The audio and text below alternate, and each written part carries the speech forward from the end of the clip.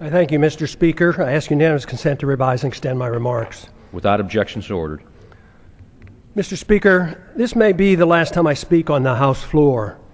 At the end of the year, I'll leave Congress after 23 years in office over a 36-year period. My goals in 1976 were the same as they are today: promote peace and prosperity by a strict adherence to the principles of individual liberty. It was my opinion that the course of the U.S. embarked on in the latter part of the 20th century would bring us a major financial crisis and engulf us in a foreign policy that would overextend us and undermine our national security. To achieve these goals, I sought the government would have had to shrink in size and scope, reduce spending, change the monetary system, and reject the unsustainable costs of policing the world and expanding the American empire. The problems seem to be overwhelming and impossible to solve, yet from my viewpoint, just following the constraints placed on the federal government by the Constitution would have been a good place to start. Just how much did I accomplish? In many ways, according to conventional wisdom, my off and on career in Congress from 1976 to 2012 accomplished very little. No name legislation, no name federal buildings or highways, thank goodness. In spite of my efforts, the government has grown exponentially, taxes remain excessive, and the prolific increase of incomprehensible regulations continues. Wars are constant and pursued without congressional declaration. Deficits rise to the sky. Poverty is rampant, and dependency on the federal government is now worse than any time in our history. All this with minimal concerns for the deficits and unfunded liabilities that common sense tells us cannot go on much longer. A grand but never mentioned bipartisan agreement allows for the well-kept secret that keeps the spending going. One side doesn't give up 1 penny on military spending, the other side doesn't give up 1 penny on welfare spending, while both sides support the bailouts and the subsidies for the banking and the corporate elite. And the spending continues as the economy weakens and the downward spiral continues. As the government continues fiddling around, our liberties and our wealth burn in the flames of a foreign policy that makes us less safe. The major stumbling block to real change in Washington is the total resistance to admitting that the country is broke. This has made compromising just to agree to increase spending inevitable, since neither side has any intention on cutting spending. The country and the Congress will remain divisive since there's no loot left to divvy up. Without this recognition, the spenders in Washington will continue to march toward a fiscal cliff much bigger than the one anticipated this coming January. I've thought a lot about why those of us who believe in liberty as a solution have done so poorly in convincing others of its benefits. If liberty is what we claim it is, the principle that protects all personal, social, and economic decisions necessary for maximum prosperity and the best chance for peace, it should be an easy sell. Yet history has shown that the masses have been quite receptive to the promises of authoritarians, which are rarely, if ever, fulfilled. Should we have authoritarianism or liberty? If authoritarianism leads to poverty and war and less freedom for all individuals and is controlled by rich special interests, the people should be begging for liberty. There certainly was a strong enough sentiment for more freedom at the time of our founding that motivated those who were willing to fight in the revolution against the powerful British government. During my time in Congress, the appetite for liberty has been quite weak. The understanding of its significance negligible. Yet the good news is that compared to 1976, when I first came to Congress, the desire for more freedom and less government in 2012 is much greater and growing, especially in grassroots America. Tens of thousands of teenagers and college-age students are, with great enthusiasm, welcoming the message of liberty. I have a few thoughts as to why the people of a country like ours, once the freest and most prosperous, allowed the conditions to deteriorate to the degree that they have. Freedom, private property, and enforceable voluntary contracts generate wealth. In our early history, we were very much aware of this. But in the early part of the 20th century, our politicians promoted the notion that the tax and monetary system had to change. If we were to involve ourselves in excessive domestic and military spending, that is why Congress gave us the Federal Reserve and the income tax. The majority of Americans and many government officials agreed that sacrificing some liberty was necessary to carry out what some claim to be progressive ideas. Pure democracy became acceptable. They failed to recognize that what they were doing was exactly opposite of what the colonists were seeking when they broke away from the British.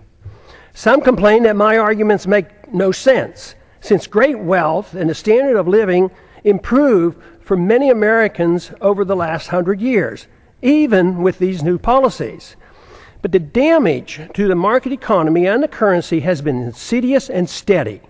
It took a long time to consume our wealth, destroy the currency, and undermine productivity, and get our financial obligations to a point of no return. Confidence sometimes lasts longer than deserved. Most of our wealth today depends on debt. The wealth that we enjoyed and seemed to be endless allowed concern for the principle of a free society to be neglected. As long as most people believed the material abundance would last forever, worrying about protecting a competitive, productive economy and individual liberty seemed unnecessary. The age of redistribution. This neglect ushered in an age of redistribution of wealth by government, kowtowing to any and all special interests, except for those who just wanted to be left alone. That is why today, money in politics far surpasses money currently going into research and development and productive entrepreneurial efforts. The material benefits became more important than the understanding and promoting the principles of liberty and a free market. It is good that material abundance is a result of liberty, but materialism is all that we care. If materialism is all that we care about, problems are guaranteed. The crisis arrived because the illusion that wealth and prosperity would last forever has ended. Since it was based on debt and a pretense that debt can be papered over by an out-of-control fiat monetary system, it was doomed to fail. We have ended up with a system that doesn't produce enough even to finance the debt, and no fundamental understanding of why a free society is crucial to reversing these trends. If this is not recognized, the recovery will linger for a long time. Bigger government, more spending, more debt, more poverty for the middle class, and a more intense scramble by the elite special interests will continue. We need an intellectual awakening. Without an intellectual awakening, the turning point will be driven by economic law. A dollar crisis will bring the current out-of-control system to its knees. If it's not accepted that big government, fiat money, ignoring liberty, central economic planning, welfareism, and warfareism caused our crisis, we can expect a continuous and dangerous march toward corporatism and even fascism, with even more loss of our liberties. Prosperity for a large middle class, though, will become an abstract dream. This continuous move is no different than what we have seen in how our financial crisis of 2008 was handled. Congress first directed, with bipartisan support, bailouts for the wealthy. Then it was the Federal Reserve with its endless quantitative easing. If at first it doesn't succeed, try again. QE1, QE2, QE3, and with no results, we try QE indefinitely. That is, until it too fails. There is a cost to all of this, and let me assure you, delaying the payment is no longer an option. The rules of the market will extract its pound of flesh, and it won't be pretty. The current crisis elicits a lot of pessimism, and the pessimism adds to less confidence in the future. The two feed on themselves, making our situation worse. If the underlying cause of the crisis is not understood, we cannot solve our problems. The issue of warfare and welfare, deficits, inflationism and corporatism, bailouts and authoritarianism cannot be ignored. By only expanding these policies, we cannot expect good results. Everyone claims support for freedom, but too often it's for one's own freedoms and not for others. Too many believe that there must be limits on freedom. They argue that freedom must be directed and managed to achieve fairness and equality, thus making it acceptable to curtail through force certain liberties. Some decide what and whose freedoms to be limited. These are the politicians whose goal in life is power. Their success depends on gaining support from special interests. We don't need more isms. The great news is the answer is not to be found in more isms. The answers are to be found in more liberty, which costs so much less. Under these circumstances, spending goes down, wealth production goes up, and the quality of life improves. Just this recognition, especially if we move in this direction, increases optimism, which in itself is beneficial. The follow-through with sound policies are required, which must be understood and supported by the people. But there is good evidence that the generation coming of age at the present time is supportive of moving in the direction of more liberty and self-reliance. The more this change in direction and the solutions become known, the quicker will be our return to optimism. Our job, for those of us who believe that a different system than the one that we had for the last 100 years has driven us to this unsustainable crisis, is to be more convincing that there is a wonderful, uncomplicated, and moral system that provides the answers. We had a taste of it in our early history. We need not give up on the notion of advancing this cause.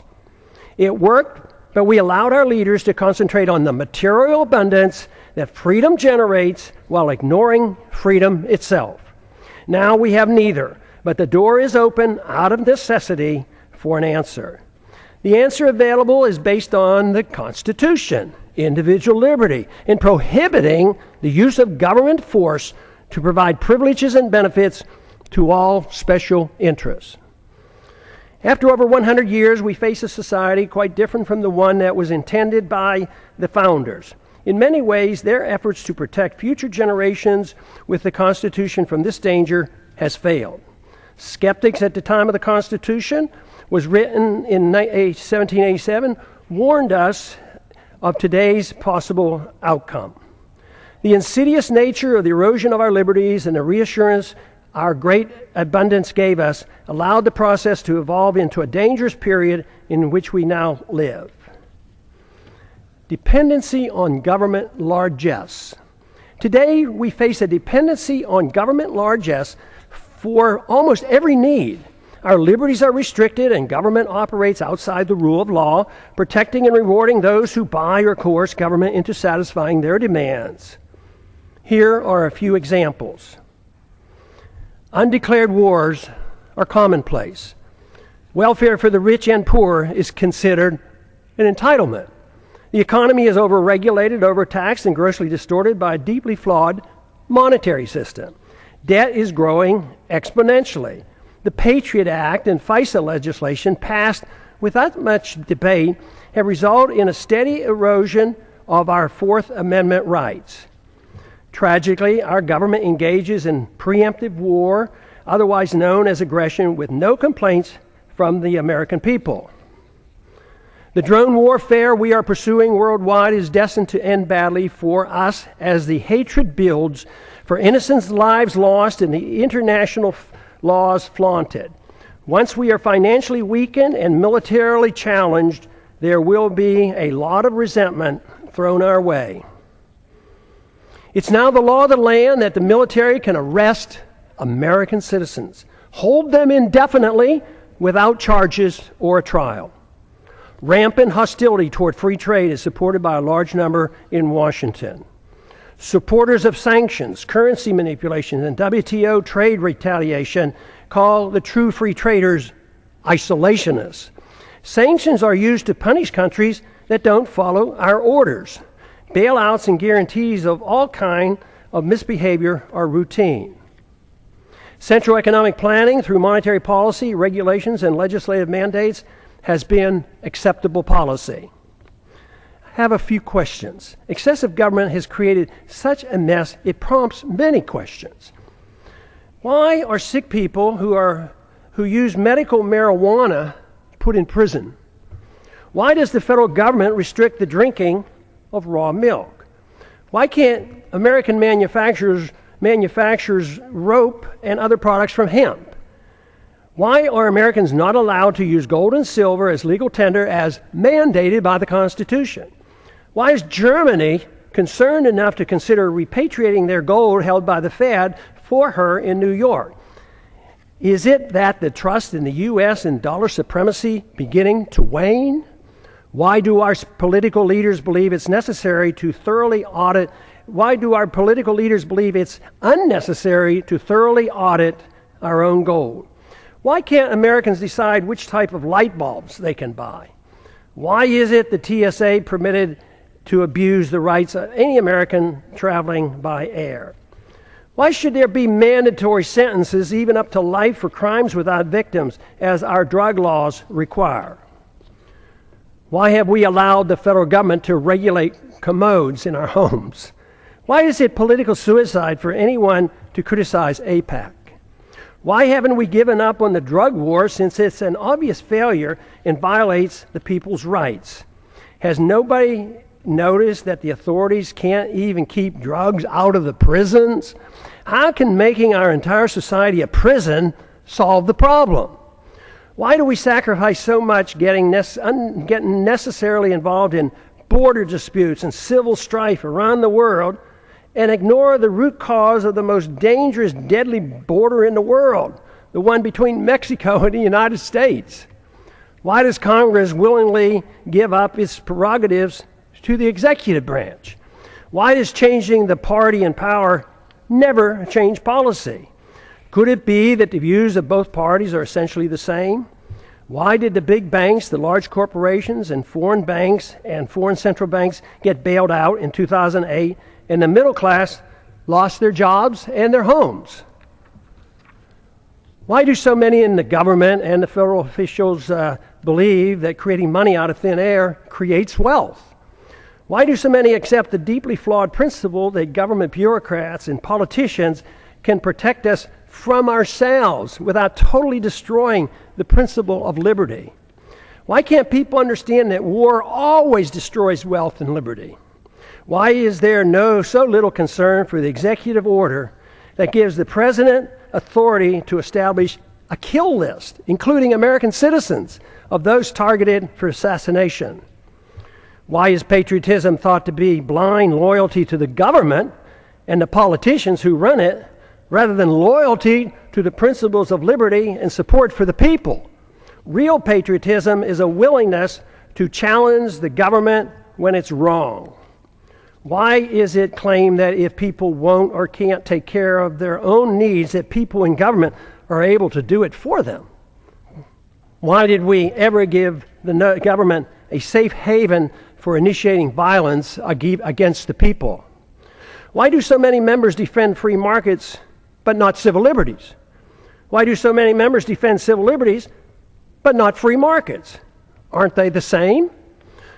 Why don't more defend both economic liberty and personal liberty? Why are there not more individuals who seek to intellectually influence others to bring about positive changes, those who seek changes, than those who seek power to force others to obey their commands? Why does the use of religion to support a social gospel and preemptive wars, both of which require authoritarians to use violence or the threat of violence, go unchallenged? Aggression and forced redistribution of wealth has nothing to do with the teachings of the world's great religions. Why do we allow the government and the Federal Reserve to disseminate false information dealing with both economic and foreign policy? Why is democracy held in such high esteem when it's the enemy of the minority and makes all rights relative to the dictates of the majority? Why should anyone be surprised that Congress has no credibility since there's such a disconnect between what politicians say and what they do? Is there any explanation for all the deception, the unhappiness, the fear of the future, the loss of confidence in our leaders, the distrust and the anger and frustration? Yes, there is. And there's a way to reverse these attitudes. The negative perceptions are logical and a consequence of bad policies bringing about our problems. Identification of the problems and recognizing the cause allow the proper changes to come easily. We should have more trust in ourselves, less in the government. Too many people have far too long placed too much confidence and trust in government and not enough in themselves. Fortunately, many are now becoming aware of the seriousness of the gross mistakes of the past several decades. The blame is shared by both political parties. Many Americans now are demanding to hear the plain truth of things and want the demagoguing to stop. Without this first step, solutions are impossible. Seeking the truth and finding the answers in liberty and self-reliance promotes the optimism necessary for restoring prosperity. The task is not that difficult if politics doesn't get in the way. We have allowed ourselves to get into such a mess for various reasons. Politicians deceive themselves as to how wealth is produced. Excessive confidence is placed in the judgment of politicians and bureaucrats. This replaces the confidence in a free society. Too many in high places of authority became convinced that only they, armed with arbitrary government power, can bring about fairness while facilitating wealth production. This always proves to be a utopian dream and destroys wealth and liberty. It impoverishes the people and rewards the special interests who end up controlling both parties. It's no surprise that much of what goes on in Washington is driven by aggressive partisanship and power seeking, with philosophic differences being minor. Economic ignorance is commonplace. Keynesianism continues to thrive, although today it is facing healthy, enthusiastic rebuttals. Believers in military Keynesianism and domestic Keynesianism continue to desperately promote their failed policy as the economy languishes in a deep slumber. Supporters of all government edicts use humanitarian arguments to justify them. Humanitarian arguments are always used to justify government mandates related to the economy, monetary policy, foreign policy, and personal liberty. This is on purpose to make it more difficult to challenge. But initiating violence for humanitarian reasons is still violence. Good intentions are no excuse and are just as harmful as when the people use and force with bad intentions. The results are always negative. The immoral use of force is the source of man's political problems. Sadly, many religious groups, secular organizations, and psychopathic authoritarians endorse government-initiated force to change the world. Even when the desired goals are well-intentioned, or especially when they're well-intentioned, the results are dismal. The good results sought never materialize. The new problems created require even more government force as a solution. The net result is institutionalizing government-initiated violence and morally justifying it on humanitarian grounds. This is the same fundamental reason our government uses force for invading other countries at will, central economic planning at home, and the regulation of personal liberty and habits of our citizens. It is rather strange that unless one has a criminal mind and no respect for other people and their property, no one claims it's permissible to go into one's neighbor's house and tell them how to behave, what they can eat, smoke, and drink, or how to spend their money. Yet, rarely is it asked why is it morally acceptable that a stranger with a badge and a gun can do the same thing in the name of law and order. Any resistance is met with brute force, fines, taxes, arrests, and even imprisonment. This is done more frequently every day without a search warrant. No government monopoly over initiating violence is what we need. Restraining aggressive behavior is one thing, but legalizing a government monopoly for initiating aggression can only lead to exhausting liberty associated with chaos, anger, and a breakdown of civil society. Permitting such authority and expecting a saintly behavior from the bureaucrats and the politicians is a pipe dream. We now have a standing army of armed bureaucrats in the TSA, CIA, FBI, Fish and Wildlife, FEMA, IRS, Corps of Engineers, etc., numbering over 100,000. Citizens are guilty until proven innocent in the unconstitutional administrative courts. Government in a free society should have no authority to meddle in the social activities or the economic transactions of individuals, nor should government meddle in the affairs of other nations. All things peaceful, even when controversial, should be permitted. We must reject the notion of prior restraint in economic activity, just as we do in the area of free speech and religious liberty. But even in these areas, government is starting to use a backdoor approach of political correctness to regulate speech, a very dangerous trend. Since 9/11, monitoring speech on the internet is now a problem since warrants are no longer required. The proliferation of federal crimes. The Constitution established 4 federal crimes. Today, the experts can't even agree on how many federal crimes are now on the books. They number into the thousands. No one person can comprehend the enormity of the legal system, especially the tax code. Due to the ill-advised drug wars and the endless federal expansion of the criminal code, we have over 6 million people under correctional suspension, more than the Soviets ever had and more than any other nation today, including China. I don't understand the complacency of the Congress and the willingness to continue their obsession with passing more federal laws. Mandatory sentencing laws associated with drug laws have compounded our prison problems. The Federal Register is now 75,000 pages long and the tax code 72,000 pages and expands every year. When will the people start shouting, enough is enough, and demand Congress to cease and desist? What we should be doing is achieving liberty.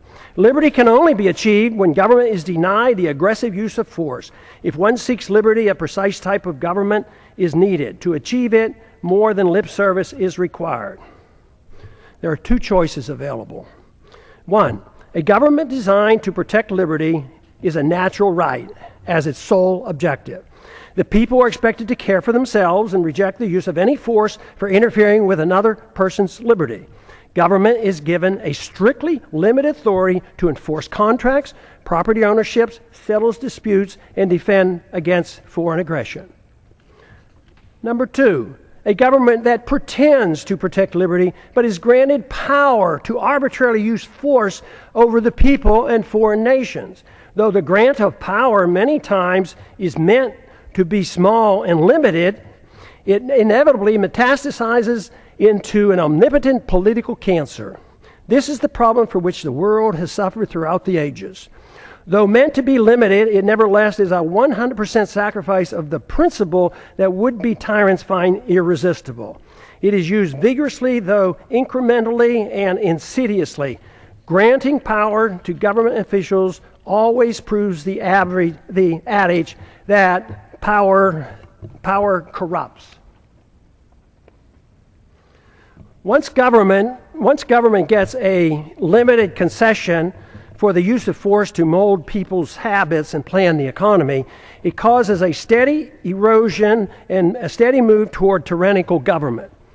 Only a revolutionary spirit can reverse the process and deny the government this arbitrary use of aggression. There is no in-between. Sacrificing a little liberty for imaginary safety always ends badly. Today's mess is a result of Americans accepting option number 2, even though the founders attempted to give us option number 1. The results are not good. As our liberties have been eroded, our wealth has been consumed. The wealth we see today is based on debt and a foolish willingness on the part of foreigners to take our dollars for goods and services. Then they loan them back to us to perpetuate our debt system. It's amazing that it has worked for this long, but the impasse in Washington in solving our problems indicate that many are starting to understand the seriousness of this worldwide debt crisis and the dangers we face. The longer this process continues, the harsher the outcome will be.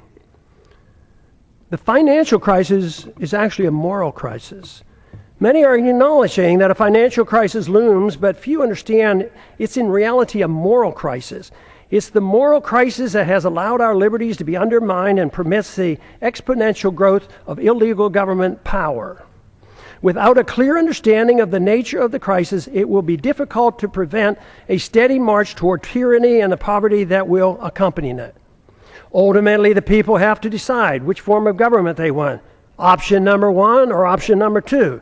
There is no other choice. Claiming there is a choice of a little tyranny is like describing pregnancy as a touch of pregnancy. It is a myth to believe that a mixture of free markets and government central economic planning is a worthy compromise. What we see today is a result of that type of thinking, and the results speak for themselves. A culture of violence. Americans now suffer from a culture of violence.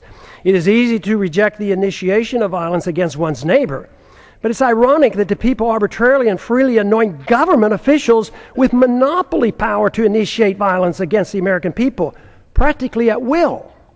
Because it's the government that initiates force, most people accept it as being legitimate. Those who exert the force have no sense of guilt. It is believed by too many, that governments are morally justified in initiating violence supposedly to do good. They incorrectly believe that this authority has come from the consent of the people. The minority, or victims of government violence, never consented to suffer the abuse of government mandates, even when dictated by the majority. Victims of TSA excesses never consented to this abuse. This attitude has given us a policy of initiating war to do good as well. It is claimed that war to prevent war for noble purposes is justified. This is similar to what we were once told that, quote, destroying a village to save a village, close quote, was justified. It was said by a U.S. Secretary of State that the loss of 500,000 Iraqis, mostly children, in the 1990s as a result of American bombs and sanctions was worth it to achieve the good we brought to the people of Iraq. And look at the mess that Iraq is in today. Government use of force to mold social and economic behavior at home and abroad has justified individuals using force on their own terms. The fact that violence by government is seen as morally justified is the reason why violence will increase when the big financial crisis hits and becomes a political crisis as well. First, we recognize that individuals shouldn't initiate violence. Then we give the authority to the government. Eventually, the immoral use of government violence, when things go badly, will be used to justify an individual's right to do the same thing. Neither the government nor individuals have the moral right to initiate violence against another, yet we are moving toward the day when both will claim this authority. If this cycle is not reversed, society will break down. When needs are pressing and conditions deteriorate and rights become relative to the demands and the whims of the majority, it's then not a great leap for individuals to take it upon themselves to use violence to get what they claim is theirs. As the economy deteriorates and the wealth discrepancy increase, as they already are occurring, violence increases as those in need take it in their own hands to get what they believe is theirs. They will not wait for a government rescue program. When government officials wield power over others to bail out the special interests, even with disastrous results to the average citizens, they feel no guilt for the harm they do. Those who take us into undeclared wars, with many casualties resulting, never lose sleep over the deaths and the destruction their bad decisions caused. They are convinced that what they do is morally justified, and the fact that many suffer just can't be helped. When the street criminals do the same thing, they too have no remorse, believing that they are only taking what is rightfully theirs. All moral standards become relative, whether it's bailouts, privileges, government subsidies, or benefits for some from inflating a currency. It's all part of a process justified by a philosophy of forced redistribution of wealth. Violence or a threat of such is the instrument required and unfortunately is of little concern of most members of Congress. Some argue it's only a matter of fairness, that those in need are cared for. There are two problems with this. First, the principle is used to provide a greater amount of benefits to the rich than to the poor. Second, no one seems to be concerned about whether or not it's fair to those who end up paying for all the benefits. The costs are usually placed on the backs of the middle class and are hidden from the public eye. Too many people believe government handouts are free, like printing money out of thin air and there's no cost. That deception is coming to an end. The bills are coming due, and that's what the economic slowdown is all about. Sadly, we have become accustomed to living with the illegitimate use of force by government. It is the tool for telling the people how to live, what to eat and drink, what to read, and how to spend their money. To develop a truly free society, the issue of initiating force must be understood and rejected. Granting to government even a small amount of force is a dangerous concession. Limiting government excesses versus a virtuous moral people. Our Constitution, which was intended to limit government power and abuse, has failed. The founders warned that a free society depends on a virtuous and moral people. The current crisis reflects that their concerns were justified. Many politicians and pundits are aware of the problems we face, but spend all their time in trying to reform government. The sad part is that the suggested reforms almost always leads to less freedom, and the importance of a virtuous and moral people is either ignored or not understood. The new reforms serve only to further undermine liberty. The compounding effect has given us the steady erosion of liberty and the massive expansion of debt. The real question is, if it is liberty we seek, should most of the emphasis be placed on government, reform, or trying to understand what a virtuous and moral people means and how to promote it? The Constitution has not prevented the people from demanding handouts for both rich and poor in their efforts to reform the government, while ignoring the principles of a free society. All branches of our government today are controlled by individuals who use their power to undermine liberty and enhance the welfare warfare state, and frequently their own wealth and power. If the people are unhappy with the government performance, it must be recognized that government is merely a reflection of an immoral society that rejected a moral government of constitutional limits on power and love of freedom. If this is the problem, all the tinkering with thousands of pages of new laws and regulations will do nothing to solve the problem. It is self-evident that our freedoms have been severely limited, and the apparent prosperity we still have is nothing more than leftover wealth from a previous time. This fictitious wealth based on debt and benefits from a false trust in our currency and credit will play havoc with our society when the bills come due. This means that the full consequence of our lost liberties is yet to be felt. But that illusion is now ending. Reversing a downward spiral depends on accepting a new approach. Expect the rapidly expanding homeschooling movement to play a significant role in the revolutionary reforms needed to rebuild a free society with constitutional protections. We cannot expect a federal government-controlled school system to provide the intellectual ammunition to combat the dangerous growth of government that threatens our liberties. The internet will provide the alternative to the government media complex that controls the news and most political propaganda. This is why it's essential that the internet remains free of government regulation. Many of our religious institutions and secular organizations support greater dependency on the state by supporting war, welfare, and corporatism, and ignore the need for a virtuous people. I never believed that the world or our country could be made more free by politicians if the people had no desire for freedom. Under the current circumstances, the most we can hope to achieve in the political process is to use it as a podium to reach the people, to alert them of the nature of the crisis and the importance of their need to assume responsibility for themselves. If it is liberty that they truly seek, without this, a constitutionally protected free society is impossible. If this is true, our individual goal in life ought to be for us to seek virtue and excellence and recognize that self-esteem and happiness only comes from using one's natural ability in the most productive manner possible, according to one's own talents. Productivity and creativity are the true source of personal satisfaction. Freedom and not dependency provides the environment needed to achieve these goals. Government cannot do this for us. It only gets in the way. When the government gets involved, the goal becomes a bailout or a subsidy, and these cannot provide a sense of personal achievement. Achieving legislative power and political influence should not be our goal. Most of the change, if it is to come, will not come from the politicians, but rather from individuals, family, friends, intellectual leaders, and our religious institutions. The solution can only come from rejecting the use of coercion, compulsion, government commands, and aggressive force to mold social and economic behavior.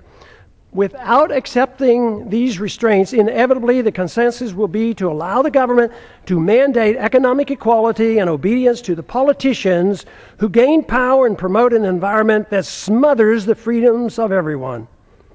It is then that the responsible individuals who seek excellence and self-esteem by being self-reliant and productive become the victims. In conclusion, what are the greatest dangers that the American people face today that impede the goal of a free society? There are 5. The continuous attack on our civil liberties, which threaten the rule of law and our ability to resist the onrush of tyranny. Number 2, violent anti-Americanism that has engulfed the world. Because the phenomenon of blowback is not understood or denied, our foreign policy is destined to keep us involved in many wars that we have no business being in. National bankruptcy and a greater threat to our national security will result. Number 3, the ease in which we go to war, without a declaration by Congress, but accepting international authority from the UN or NATO, even for preemptive wars, otherwise known as aggression. A financial political crisis as a Number 4, a financial political crisis as a consequence of excessive debt, unfunded liabilities, spending, bailouts, and gross discrepancy in wealth distribution, going from the middle class to the rich. The danger of central economic planning by the Federal Reserve must be understood. World government taking over local and U.S. sovereignty by getting involved in the issues of war, welfare, trade, banking, a world currency, taxes, property, ownership, and private ownership of guns must be addressed. Happily, there's an answer for these very dangerous trends. What a wonderful world it would be if everyone accepted the simple moral premise of rejecting all acts of aggression. The retort to such a suggestion is always, it's too simplistic, too idealistic, impractical, naive, utopian, dangerous, and unrealistic to strive for such an ideal. The answer to that is that for thousands of years, the acceptance of government force to rule over the people at the sacrifice of liberty was considered moral and the only available option for achieving peace and prosperity. What could be more utopian than that myth? Considering the results, especially looking at the state-sponsored killing by nearly every government during the 20th century, estimated to be in the hundreds of millions of people, it's time to reconsider this grant of authority to the state. No good has ever come from granting monopoly power to the state to use aggression against the people to arbitrarily mold human behavior. Such power, when left unchecked, becomes the seed of an ugly tyranny. This method of governance has been adequately tested, and the results are in. The reality dictates we try liberty. The idealism of non-aggression and rejecting the offensive use of force should be tried. The idealism of government-sanctioned violence has been abused throughout history and is the primary source of poverty and war. The theory of a society being based on individual freedom has been around for a long time. It's time to take a bold step and actually permit it by advancing this cause rather than taking a step backwards as some would like us to do today. Today, the principles of habeas corpus, established when King John signed the Magna Carta in 1215, is under attack in our own government. There's every reason to believe that a renewed effort with the use of the internet, that we can instead advance the cause of liberty by spreading an uncensored message that will serve to rein in government authority and challenge the obsession with war and welfare. What I'm talking about is a system of government guided by the moral principles of peace and tolerance. The founders were convinced that a free society could not exist without a moral people. Just writing rules won't work if the people choose to ignore them. Today, the rule of law written in the Constitution has little meaning for most Americans, especially those who work in Washington, D.C. Benjamin Franklin claimed, quote, "Only a virtuous people are capable of freedom." John Adams concurred, quote, "Our Constitution was made for a moral and religious people. It is wholly inadequate for the government of any other." A moral people must reject all violence in an effort to mold people's beliefs or habits. A society that boos or ridicules the golden rule is not a moral society. All great religions endorse the golden rule. The same moral standards that individuals are required to follow should apply to all government officials. They cannot be exempt.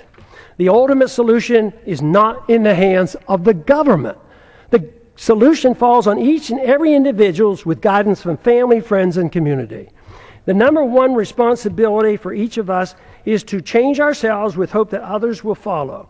This is of greater importance than the working on changing the government. That is secondary to promoting a virtuous society. If we can achieve this, then the government will change. It doesn't mean that political action or holding office has no value. At times, it does nudge policy in the right direction. But what is true is that when seeking office is done for personal aggrandizement, money, or power, it becomes useless if not harmful. When political action is taken for the right reasons, it's easy to understand why compromise should be avoided. It's also become clear why progress is best achieved by working with coalitions, which bring people together without anyone sacrificing his principles.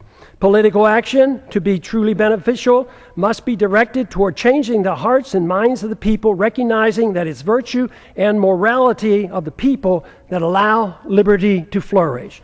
The Constitution or moral laws per se have no value if the people's attitudes aren't changed. To achieve liberty and peace, two powerful human emotions have to be overcome. Number one is envy, which leads to hate and class warfare. Number two is intolerance, which leads to bigoted and judgmental policies. These emotions must be replaced with a much better understanding of love, compassion, tolerance, and free market economics. Freedom, when understood, brings people together. When tried, freedom is popular. The problem we have faced over the years has been that economic interventionists are swayed by envy, whereas social interventionists are swayed by intolerance or of habits and lifestyles. The misunderstanding that tolerance is an endorsement of certain activity motivates many to legislate moral standards which should only be set by individuals making their own choices. Both sides use force to deal with these misplaced emotions. Both are authoritarians. Neither endorses voluntarism. Both views ought to be rejected. I have come to one firm conviction after these many years of trying to figure out the plain truth of things. The best chance for achieving peace and prosperity for the maximum number of people worldwide is to pursue the cause of liberty. If you find this to be a worthwhile message, spread it throughout the land. And I yield back the balance of my time. Back.